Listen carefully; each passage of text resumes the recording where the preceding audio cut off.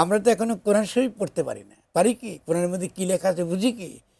তাহলে আপনি সাংস্কৃতিক বৈচিত্র্য মানে কি? শুধু মুসলিম পরিচয়টাকে যখন প্রদান করেন তবে চাকমাকে আপনি নিরাকরণ করবেন, আপনি অন্যান্য গারোদের আর রাখবেন না, আপনি মেয়েদেরকে আপনি নাই, ওই যে বলতেছেন আমি সে সমাজে রাষ্ট্রে কোথাও থাকে না, তার নেতৃত্ব মানবেন না আপনি।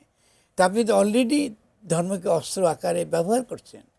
এই ধর্মকে অস্ত্র আকারে ব্যবহার করার যে শর্ত, রাজনৈতিক সাংস্কৃতিক শর্ততা রয়ে গেছে। আমি আরেকটা গুরুত্বপূর্ণ প্রশ্ন বলি আপনাকে।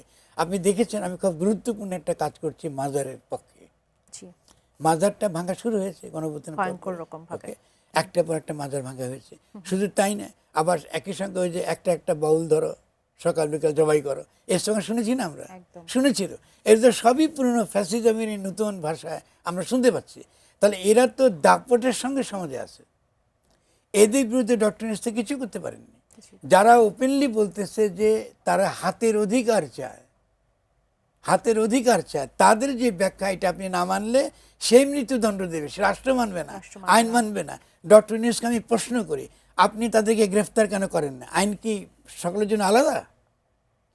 আর যিনি আছেন এখন স্বরাষ্ট্র আমাদের এই মন্ত্রী, তো উনি তো আমি বলেছি নাকি উপদেষ্টা, উনাকে বলেছি যে আপনি ঠিক আছে, আপনি আবুল সরকার ধরেছেন, ঠিক আছে, আপনি যদি কোনো বক্তব্য থেকে থাকে ধর্মীয় অনুভূতিকে আপনি আহত করেছেন, তো আমার ধর্মীয় অনুভূতি নেই। আপনি যে বলতেছেন নারী নেতৃত্ব ইসলামে হারাম, এটা আমার ধর্মীয় অনুভূতিকে আঘাত করে না। আমি তো এটা মুসলিম, আমার ইসলামীটা নাই, তো আপনি ওকে ধরছেন না কেন? আপনি জামাতকে ধরবেন না কেন যখন সেই কথা বলতেছে? বলে কোথায় আছে দেখাও, যদি না দেখাও তাহলে তোমাকে গ্রেফতার হতে হবে, ইউ হ্যাভ টু এক্সপ্লেন।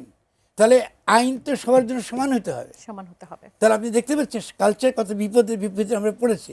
কারণ আপনি কি ধর্মের কথা বললে কিন্তু আমরা ভয় পেয়ে যাই। এই যে ভীতি, এই যে ভীতির রাজনীতি আপনি প্রতিষ্ঠা করছেন, এটা তো আগের চেয়েও আরো ভয়াবহ।